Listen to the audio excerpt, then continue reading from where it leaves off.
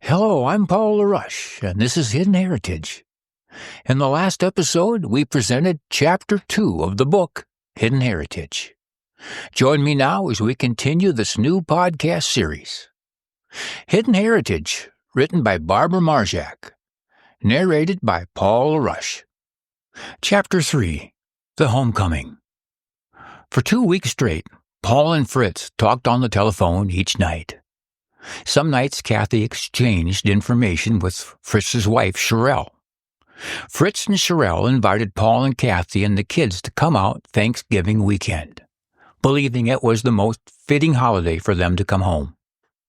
Paul and Kathy didn't even have to discuss it. Yes, they would come. Friends and family alike were happy for Paul upon learning of his recently discovered brother and sister. The initial excitement, however, died down somewhat as soon as Paul and Kathy announced they were going to visit the reservation. "Are you sure about this?" Kathy's boss asked her one afternoon. Kathy now worked in human resources at the Minneapolis Clinic of Neurology, located in Golden Valley. "Paul's brother and his wife have invited us to come out for Thanksgiving so we can all meet, and I think it's a great idea. You know, sometimes these adoption reunions don't always turn out the way you'd believe they would, and they don't always turn out to be such a positive experience. Why don't you just meet them somewhere halfway?" she suggested.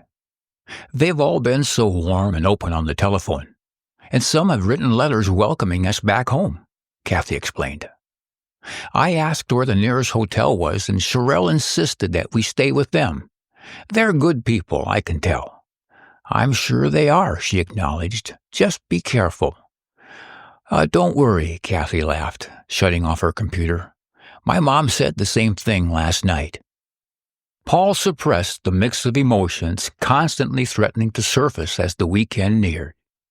He came through the apartment door and called to the person who always held things together in a crisis, his dependable, devoted partner in life. "Hey, Kathy." "In here," she called from the master bedroom where they shared a large closet with Nicole. "Do I need to put gas in the car?" he asked. "Well, I already filled it on the way home from work." Kathy placed a couple of sweaters in an open suitcase. "I'm packing sweatshirts because it's supposed to snow," she advised. "Just what we need," Paul muttered, unbuttoning his work shirt and tossed it into the hamper. "What's wrong? Bad day at work?" "Don't think about work. Just concentrate on the fact that we'll be meeting your family tomorrow afternoon."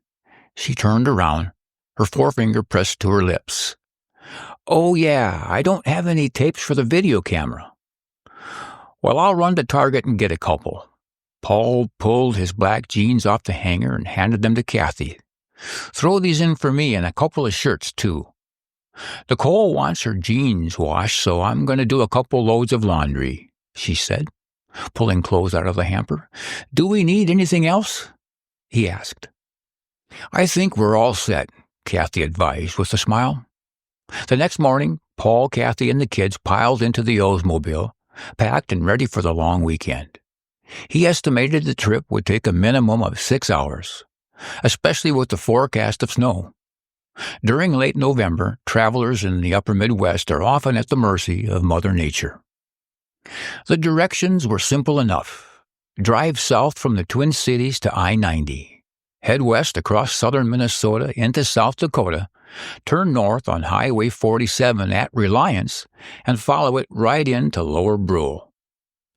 Dark gray clouds hung low in the November sky as winter seemed to be waiting on the western horizon. The fields in rural Minnesota had been harvested the month before, leaving a rigid, barren landscape, almost pleading for the blanket of snow that's sure to come. "Aren't we stopping to see Grandma Shirley?" Shane asked as they passed the exit to Worthington. "Not this trip," Kathy answered. "This weekend is strictly about Dad's new family." "Well, if there's a bunch of teepees, we're turning around," Shane declared. Kathy frowned at her son. "Relax," she said.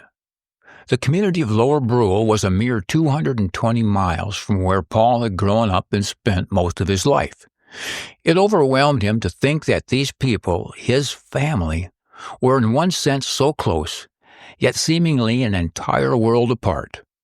Just the word reservation created a sense of something different, something separate.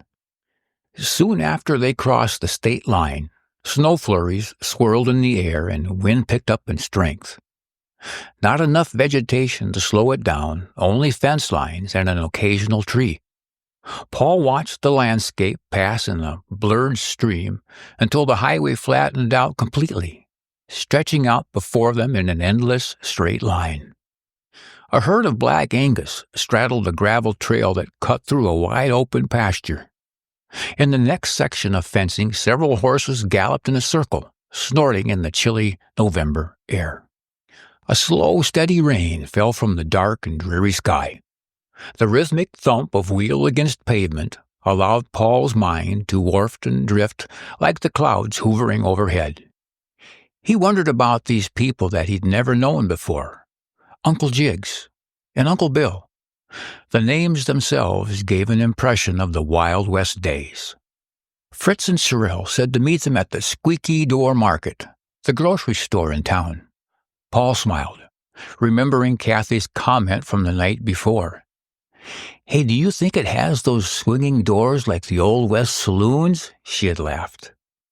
As the family neared Lower Brule, Paul silently wondered, how do you prepare yourself to face truths that have been hidden for years? Right now, he wasn't sure if this unearthing was positive or negative, a blessing or a curse.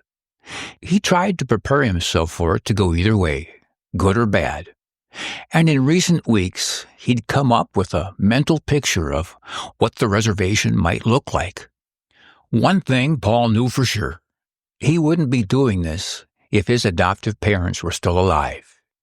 He couldn't betray their love and all they had done for him over the years. To him, when a child is given up for adoption, the missing element isn't so much the parent, it's the love. As a kid, Paul never felt a void because his mom and dad provided love through and through. Their love was fulfilling and strong, and he found comfort in having knowing that all his life. It saddened him to realize that he would never meet his biological mother or father, but he was thankful there were two siblings still living. Fritz had told them their oldest sister, Fanchen, had been killed in a car accident in Fort Pierre when she was only 26 years old. The next oldest sister, Susie, still lived in Pierre. Unaware of Paul's birth, of course, the next child in the family was Fritz, born 13 years after Susie. Why was one baby boy given up for adoption, and only a year later they kept another baby boy? Hard questions to answer, Paul acknowledged silently, especially when neither parent was alive. No doubt there was a secret his mother took to her grave. Paul could speculate. He and Kathy had come up with several scenarios, but that's just what they were, guesses. Maybe the truth was entirely different. Maybe it didn't really matter at this point. And maybe not all secrets are meant to be uncovered. Soon the rain turned to ice, at times freezing under the windshield. Paul gripped the steering wheel a little tighter, driving with extra caution. "How much further?" Nicole inquired. "Couple more hours at least," Paul advised, "depending on the weather." "This'll be cool, Dad." "You think?" "Yeah, I mean to find out about your background, your family," she said with a 14-year-old enthusiasm. "I think it'll be real neat to find out what their lives have been like. You know, I can't wait to meet them." "I don't know why everyone is so surprised," said Shane. "What do you mean?" asked Kathy. "Come on, look at Dad. It all adds up. Adopted, black hair, duh." Paul grinned at his son's straightforward conclusions. "Glad you had it all figured out, Shaner." At 16, he was becoming more sure of himself. Paul knew part of that came from his participation in sports, and part of it was just his character. Just before Chamberlain, The freeway crested a steep hill, and the wide expanse of the Missouri River opened up before their eyes. "Wow," Paul breathed. "Oh, man, look," Shane said. The highway gradually descended to a long bridge that crossed the river. The water mirrored the dark gray of the clouds that rippled waves, looking cold and uninviting. Billboards advertising Native American souvenirs to travelers and hunters heading west suddenly seemed a bit strange to Paul. "When are we going to eat?" Shane inquired. "I'm starving." "You're always hungry," Nicole commented. "Your stomach, it's a bottomless pit." "I haven't eaten since breakfast," he said defensively.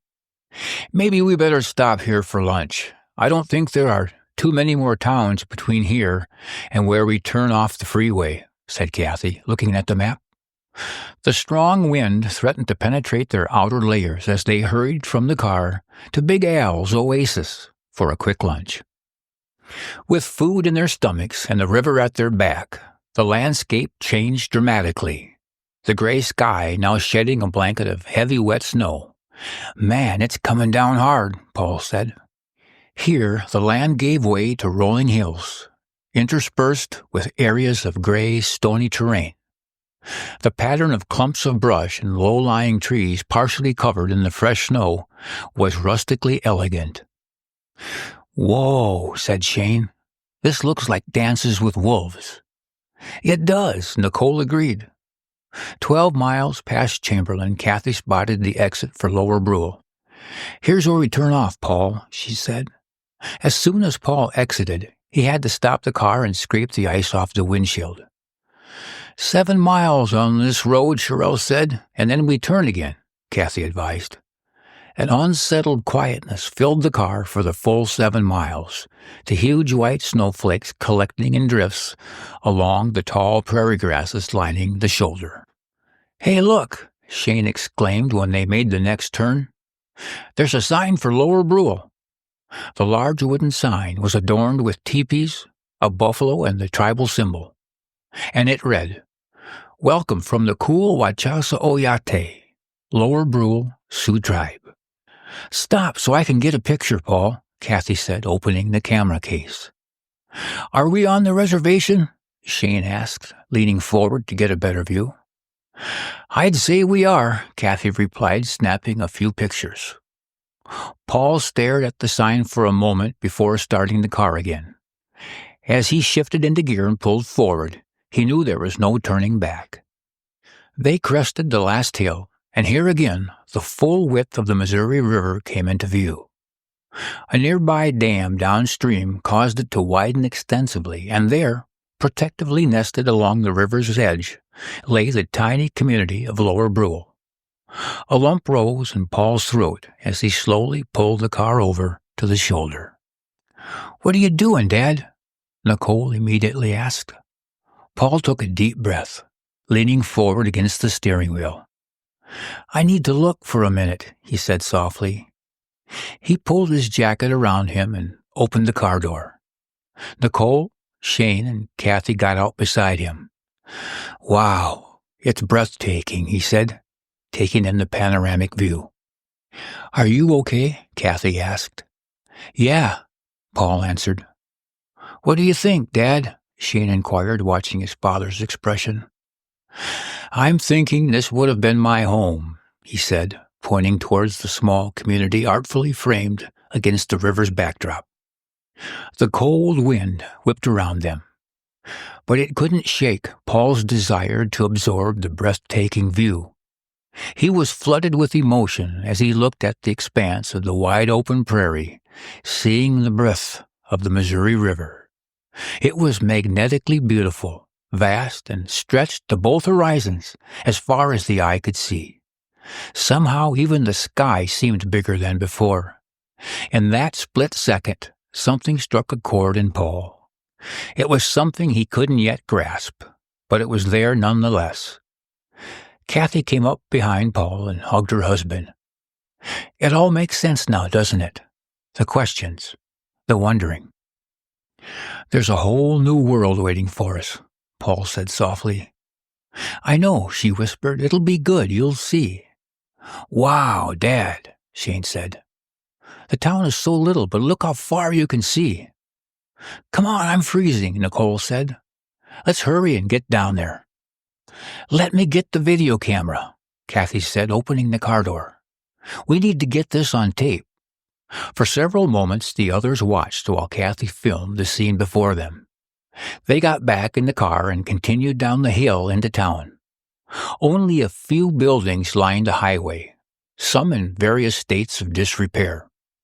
Most were made of sheet metal with an aluminum roof, including the tan and beige building at the next intersection with the screen door entrance. "This is it," Kathy said, pointing. The simple sign read, "Squeaky Door Market." Paul put the car in park and looked at Kathy. "Come in with me?" "We'll wait out here," she said with a grin. "Come on. There's no swinging doors," he said, pointing to the main entrance. "You can call us three chickens," Kathy giggled. "Thanks," he said with a nervous grin. Paul hurried up the walkway and grabbed the handle. Sure enough, the door creaked loudly as he pulled it open. "I'll have to tell Kathy it does squeak," he laughed to himself. He summoned up his courage and stepped inside, brushing the snow from his shoulders. Talking to Fritz on the phone was one thing, but now they were about to meet face to face. How should one act, or react? The thought was a bit odd. The two brothers, Paul at 38, Fritz at 37, would see each other for the first time in their lives. At 5'11", Paul was tall enough to see over most of the store shelves lined with groceries and miscellaneous items. He noticed several customers staring at him as they stood in the aisles, then quickly looked away. The cashier, too, glanced at him more than once as she processed an order. Feeling slightly out of place with everyone's gaze upon him, Paul stepped slowly down another aisle, daring only to glance at each individual. Just then a man close in age and about his same height approached him. He was wearing a baseball cap and a maroon baseball jacket with a western shirt underneath. He had glasses and a thin mustache, and Paul sensed something slightly familiar in the curve of his mouth. "You must be Paul, huh?" the man asked with a broad grin, extending his hand out to shake. Their eyes locked as Paul took his outstretched hand. Yes, I am," he said, grasping it in a firm handshake. "Well, I'm Fritz," he replied, "your brother." And with that he reached forward and gave Paul a big hug. Emotions surging inside, the two brothers held each other for a moment and then stepped back to get another look. Fritz was stockier than Paul and broader across the shoulders. His face was more square, not at all like Paul's long and narrow features.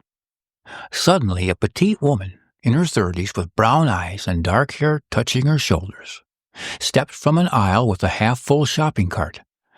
"Hi, I'm Sherelle," she announced, unable to hide the sparkle in her eyes. She reached up and embraced Paul in a warm hug. "It's so wonderful to meet you. Welcome home," she stated with a smile. "Yes, brother," Fritz said with eyes moist. "Welcome home." "It's kind of hard to talk in the store," Sherelle said, nodding forward to a few onlookers. "I need to finish my shopping, but you can follow Fritz out to the house, and then I'll be right out." There didn't appear to be a viable business district in the center of town. Across the street was the Golden Buffalo Casino, one small restaurant, one gas station, a post office, all scattered over several blocks, but no stores lined the main highway. Paul and Kathy followed Fritz's truck up another steep hill, heading west of town. Scattered streets of modest government-issued houses faced each other up and down the rows. The sign said West Brule. Some of the homes were neat and orderly, while others were run down with chipped paint and broken windows. As they passed, several kids chased each other down the gravel side road, their long black hair flying in the wind. "There's real Indians here," Shane suddenly exclaimed. He pointed to the youngsters, his brown eyes wide with astonishment. "Yeah," Kathy simply said, glancing at him, "and you're one of them." Shane was silent, letting the realization of his mother's words sink in. Paul and Kathy followed behind Fritz's pickup, past the small collection of houses, before turning down a gravel road for another full mile.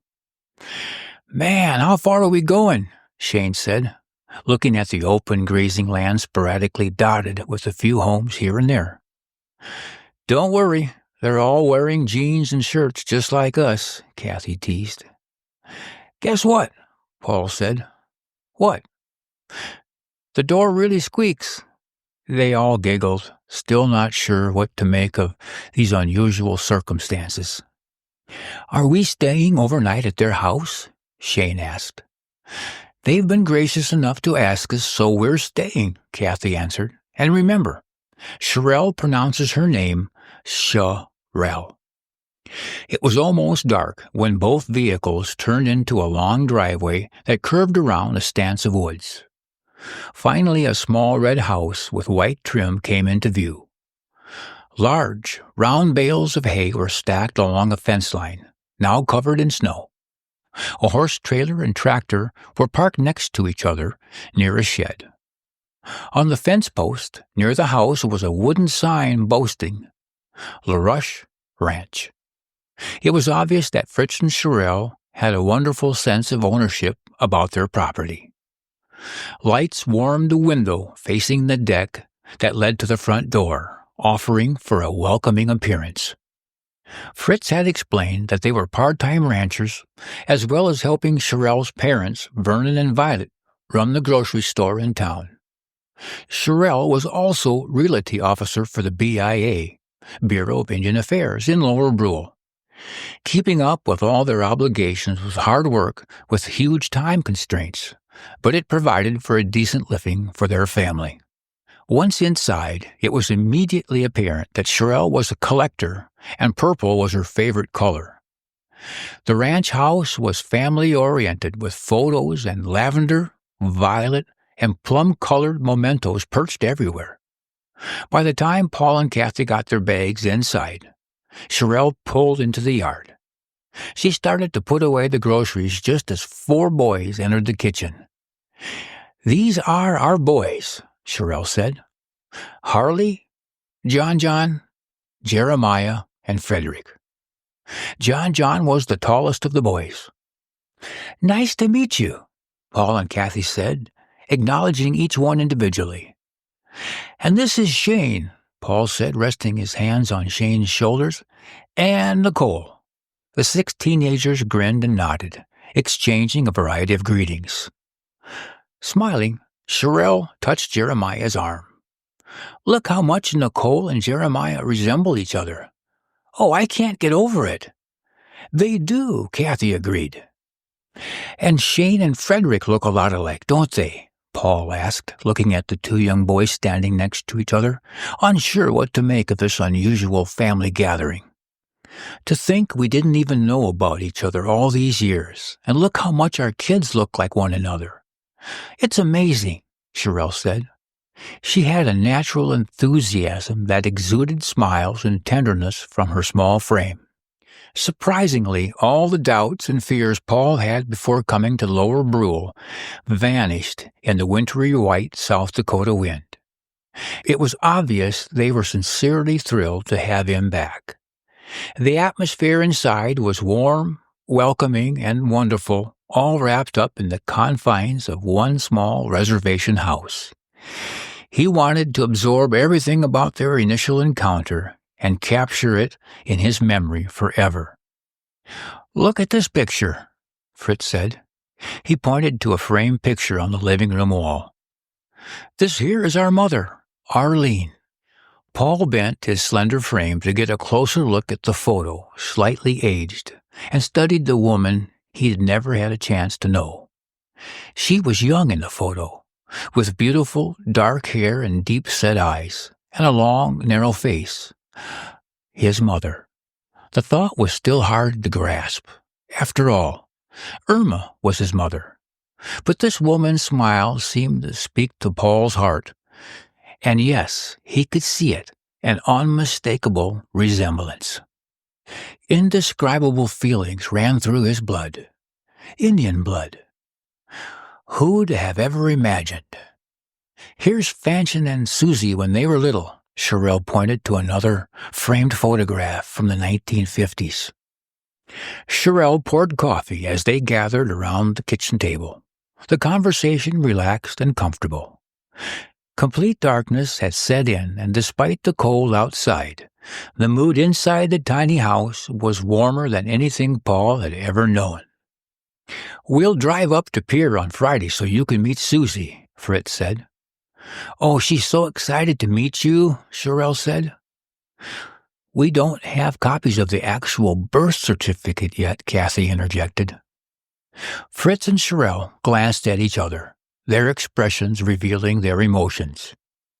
"You don't need a piece of paper to prove anything to us," Sherelle said simply.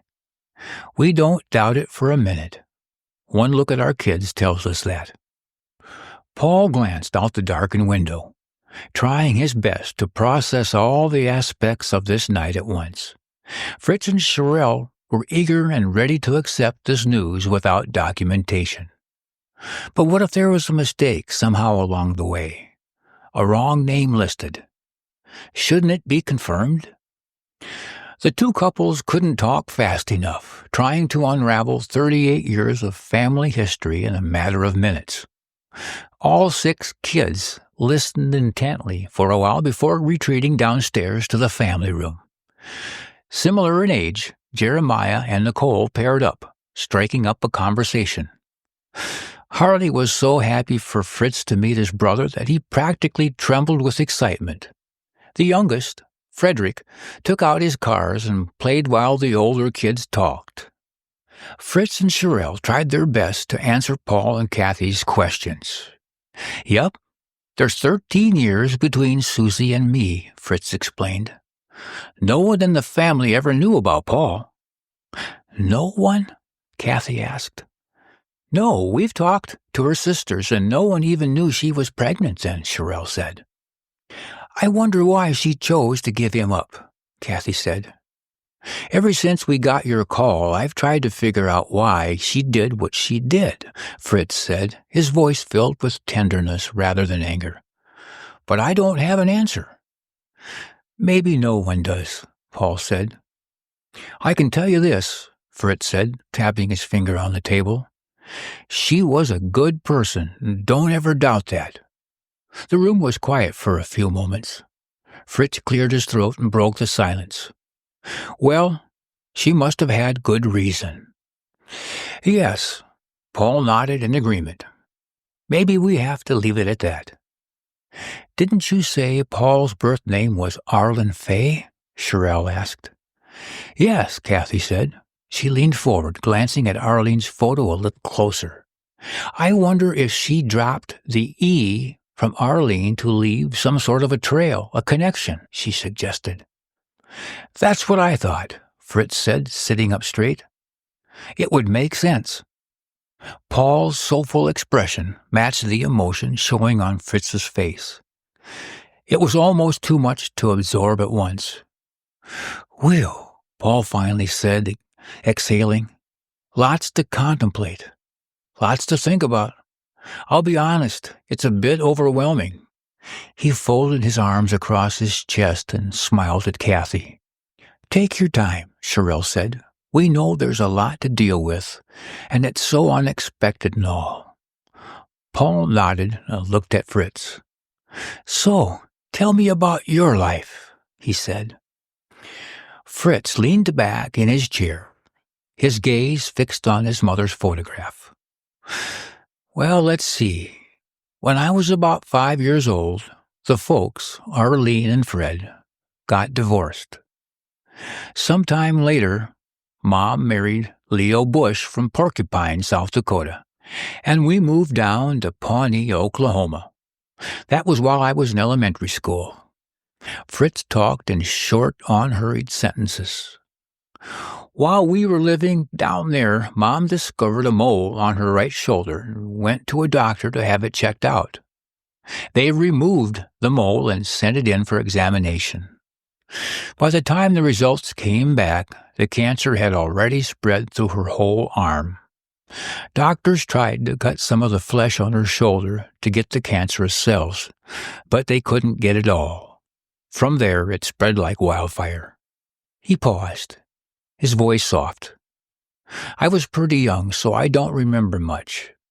But she became extremely sick from the treatments and lost all of her hair. Oh, how sad, Kathy offered.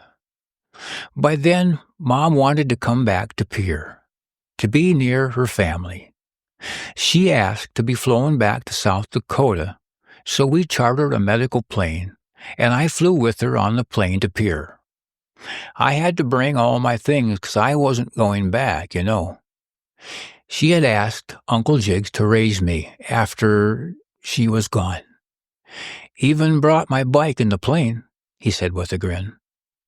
Mom's older sister, Aunt Esther, was in the hospital room with her the night she passed away.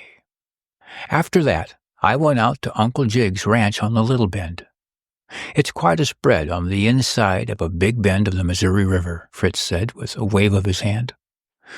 We'll show you tomorrow. So from age 12 to 18, I lived on the ranch with J.W., or Uncle Jiggs, as he's called, even though our dad still lived in town. Really? Kathy asked with surprise. Yep, he said, nodding. I saw my dad all the time, though. One summer, he even worked for Uncle Jiggs and lived with us on the bend. But he never remarried. He lived right here in Lower Brule until he died in 1975. Paul glanced at Kathy, and her eyes registered his reaction. Why would Arlene ask J.W. rather than the father to raise Fritz? It was another secret that may never be resolved. Paul stood up to fill his coffee cup. I had a lot of good years, you know, growing up on the ranch, Fritz said, reflecting.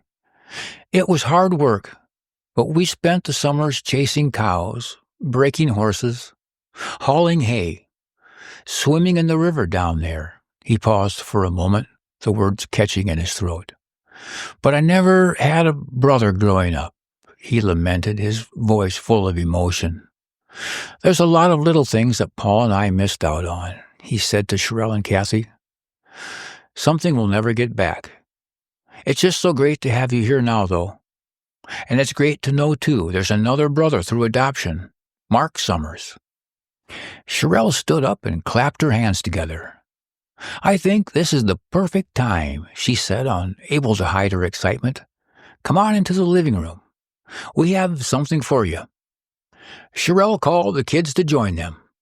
Paul and Kathy glanced at each other and politely followed their hosts into the next room.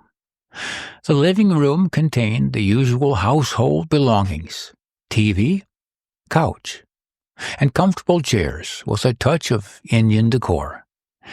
Kathy noticed a beautiful quilt folded on the end of the couch. Oh, there's so much to tell you, Sherelle said, folding her hands across her chest. I hardly know where to begin.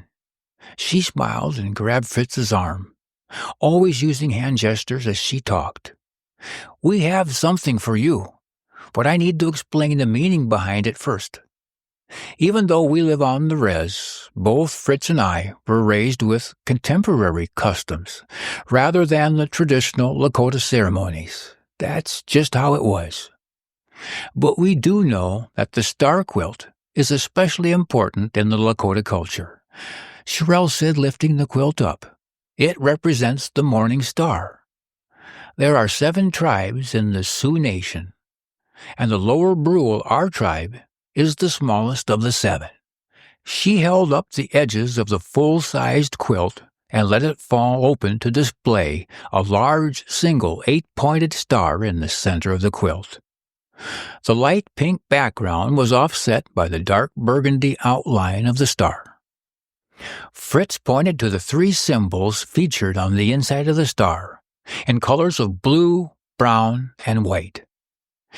"Here's the eagle, right here," he indicated, "and the white buffalo, and here's the peace pipe."